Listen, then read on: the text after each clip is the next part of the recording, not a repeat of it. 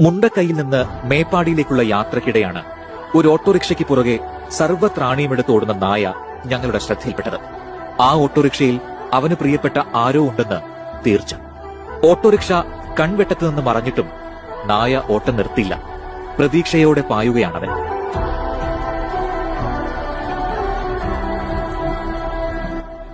അവനില്ലാതെ ആ ഓട്ടോറിക്ഷയ്ക്കും കൂടുതൽ ദൂരം താണ്ടാനാകില്ലെന്ന് ഉറപ്പായിരുന്നു. മുഷിഞ്ഞ വസ്ത്രം ധരിച്ച ഒരാൾ ഇറങ്ങി വന്നു.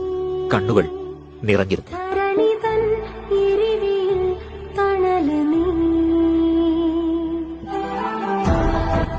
അവർ കണ്ണുകളിൽ നോക്കി സംസാരിച്ചു. കൂട്ടാതെ പോയതിലെ പരിഭവം. ഇവന്റെ പേര് അപ്പു. ഇത് അപ്പുവിന്റെ പ്രിയപ്പെട്ട ഗോപാലേട്ടൻ. ഭാഗ്യം കൊണ്ടാണ് ഗോപാലേട്ടനും കുടുംബവും ഉരുൾപൊട്ടലിൽ നിന്ന് രക്ഷപ്പെട്ടത്. അന്നു മുതൽ ക്യാമ്പിലാണവർ. അപ്പു ചൂരൽമലയിലും.